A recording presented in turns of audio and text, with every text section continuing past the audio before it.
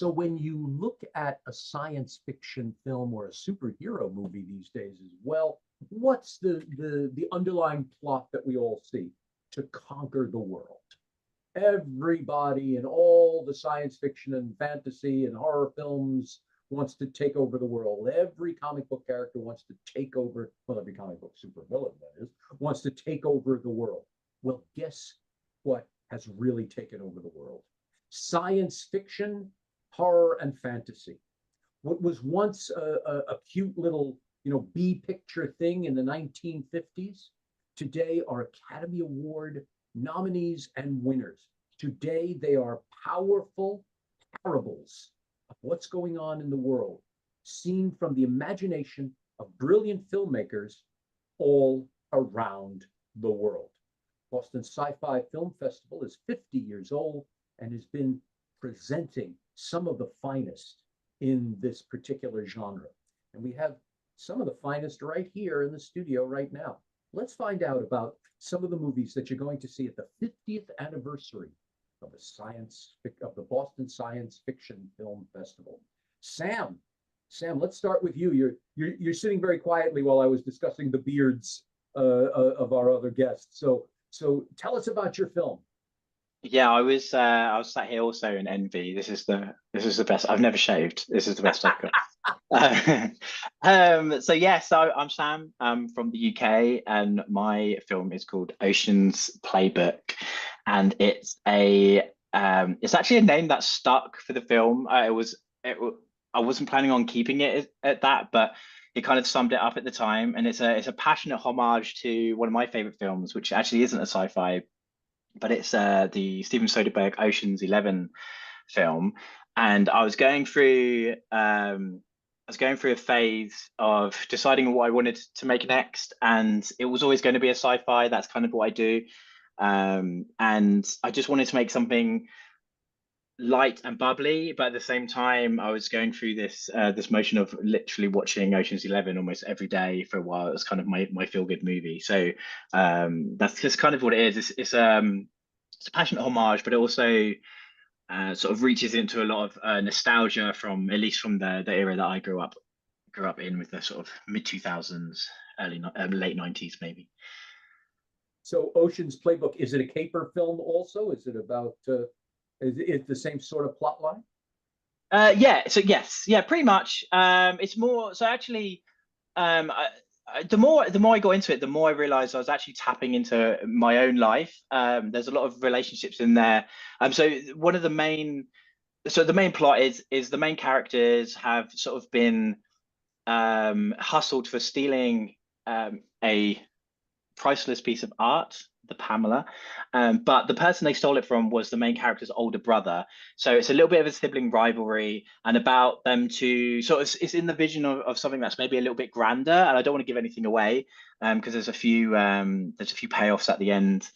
But it sort of, I had a relationship. I've got a brother, but it's not about him. But I grew up with my best friend, who had two older brothers, and we had a lot of rivalry with them. So it's kind of reminiscent of a relationship that we sort of shared, and sort of the camaraderie that you might have of sort of teaming up with a force that's maybe a little bit too hot for you to handle when you're younger.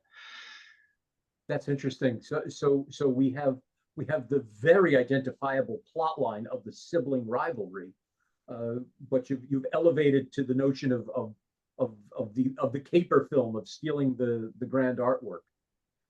Yeah, correct. Yeah. But yeah, in an elaborate way. So yeah, it's funny because as soon as anyone I know, or sort of who knows me, that was making this film at the time, as soon as the Heist Rick and Morty movie came out, episode came out, everybody started sending me links to it. Which I was obviously well in the process of this, and so it didn't put me off, but it has that sort of vibe. It's very sort of, I wanted to, the two things from the original that I wanted to tap into was, one, the sort of the camaraderie, the lightheartedness of the film. They can be in a really serious situation and sort of still have some sort of jokey quips at the same time, but also actually some of the cinematography and the style of filmmaking. I was actually fortunate enough to go to a talk with George Clooney a few years ago. He was discussing a different film, but he talks a lot about the Steven Soderbergh's cinematic style and how he likes long shots and it was just really different for me, sort of making something that isn't an action film, I guess, and it is much more of a what's the term I was going to use? But you know, like you're looking into someone's life. An intimate portrayal of family life, but taken from the heist standpoint. Yeah, exactly, and longer conversations and seeing how people are working things out, rather than just jumping straight to the job. As it were. I really appreciate that, because it's very interesting when we look back on our lives and we look at what was so important a year, 10 years, 20, 30, 50 years ago, when we look back on things that have happened with our families, we look at them and we think how little they are, but back then they're earth shaking.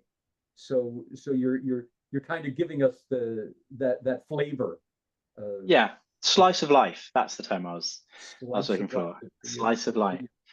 Good for you. Yeah. When is this film happening?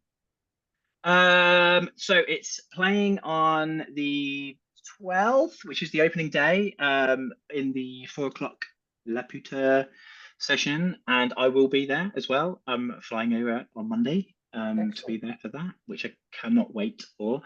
Yeah, I'm really excited. It's actually the world premiere. I didn't realize at the time. I'm doing a couple of screenings the following week. I've organised some screenings at the BFI and at my work office as well, and this comes before all of them, so that the people at Boston will see it before the crew see it, which is quite amazing.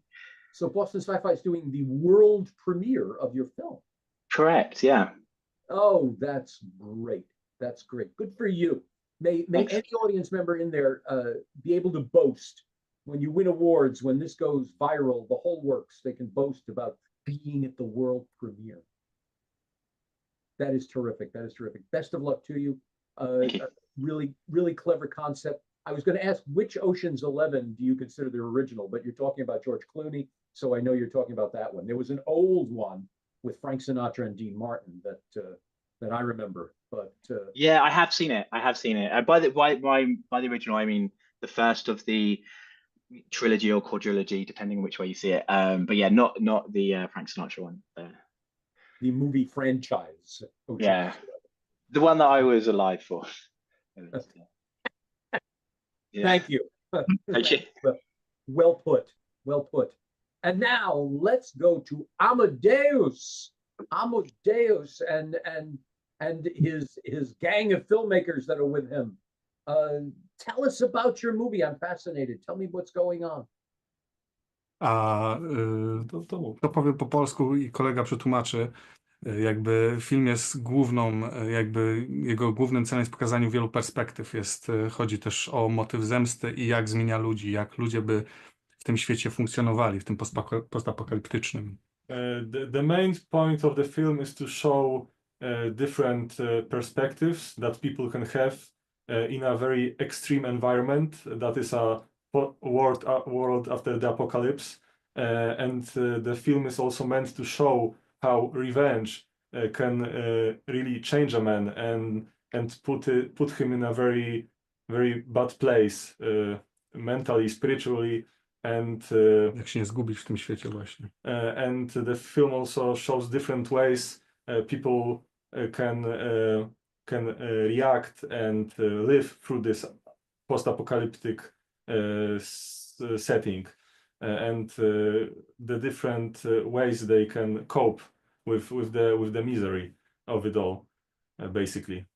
Tak, i sam film jest głównie jakby o miłości, czyli jakby czy ona przezwycięży te wszystkie sytuacje, które nas spotkają w takim złym świecie. But the final, so to say, message of the film is that after all, love is the force that can help us deal with all the misery, all the destruction, and it is the only thing that matters in the end. That's really interesting. You're taking two very well-known tropes of the theater as well as film, the revenge tragedy, if you will, and you're also taking the notion of good versus evil, which is all over, and the notion of perspectives. What I was even saying to Sam, the notion of people's interpretation of something. So and when you think about joining them together, that's an explosive thing. You know, someone's interpretation of something leads to revenge. Unfortunately, we see this throughout the world. We see people's opinion leading to war, leading to all forms of strife. Really powerful. What made you think of it? What made you create this? Co jakby spowodowało, że Jakby to spowodowały wyjazdy do Czarnobyla, gdzie spotkaliśmy samosiałów czy samoosiedleńców i oni właśnie tą samą historię opowiadali wiele razy, żyją sami w wioskach i jakby w tym kierunku. Actually, it's quite interesting story because the two main tropes, one of the two main tropes of the movie, so the different perspectives and the post-apocalypse, were really inspired by our trips to Chernobyl exclusion zone. The apocalypse motif is quite obvious there, but also there are still people that live there to this day. They are called samosely.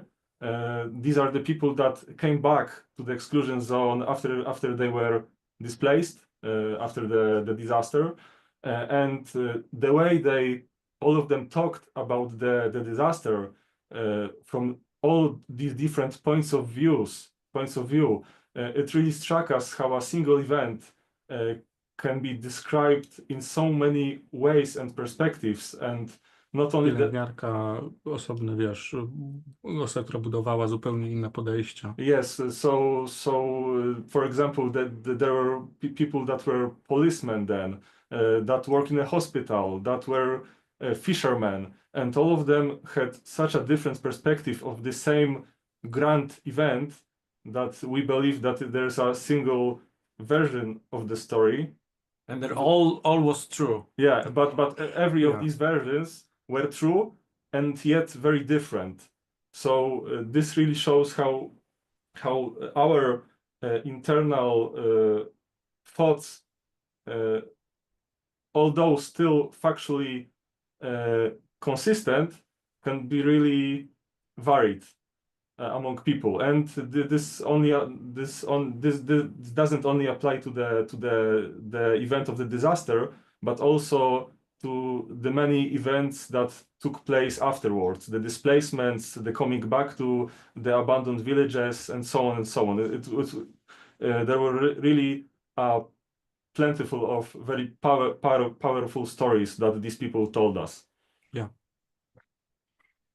You bring up a really good point, because the medium of film has basically been yet another version of so many different stories. If we look at movies about war, from World War I, World War II, even Korea, we get this patriotic, everybody's clean, okay, it's, we're going up to war, isn't it wonderful? And we think it's great. And then film finally captured what it really looks like to be at war. And it was a total mind blowing for the world. So you're basically putting that together. This is really interesting. You're putting it together to show this moment in time, this tragic moment, and all the stories that make part of its whole skeleton. Really interesting. Really good. Why did you do it? Czemu to zrobiliśmy? Oh, there's a story in that. You're all laughing. Okay, there you go. Dlatego, że jakby tak naprawdę koniec tego wszystkiego pokazuje, że warto pokonać trudności i nie można nikogo skazywać, jakby osądzać zbyt prosto, ponieważ nie znamy właśnie tych perspektyw. I jakby właśnie dlatego to jest tak ważne, żebyśmy mogli pokazać, że musimy zwrócić uwagę na różne perspektywy i sami z siebie, a film jeszcze prowadzi do tego, jak sami z siebie możemy do tego doprowadzić, wyjść z tego. We think that we just really wanted to show that you shouldn't be quick to judge. anyone and their actions, and to show that you should really try to be looking from other people's perspectives as well, and try to understand them. And throughout the movie, we really try to emphasize that, basically. Also that the world make us, but also we because we live in this world, we also make this world. So it's like a circle. So it's everything is connected. That's wonderful. That's exactly right. Perfectly said. We tend to isolate ourselves, create an opinion, and then we act on it, and it changes the whole world. Maybe if we just shut up and listen to people, maybe if we just paid attention, it would be a different world. That's great. Oh, that's great. When is your movie playing at Boston Sci-Fi? Our movie will be playing at the 13th of February at 4 p.m. on the Boston Sci-Fi Film Festival. Yeah. That's great. Early on in the fest. That's wonderful. That's wonderful. I wish you a lot of luck. Excellent parable, excellent message in there. Really excited for both of your films. I think that's really great. Ladies and gentlemen, bostonscifi.com. That's where you go to hear about these exciting and prophetic films and another 40 or 50 more that are being played at the festival. Learn about panels, learn about guest speakers, learn about the gifts that there will be there, learn about Boston Sci-Fi Film Festival. Thank you all very much. Really appreciate it. And I look forward to hearing more about your wonderful films. Thank you. Thank you very Thank you. much. Have a nice day. Ciao.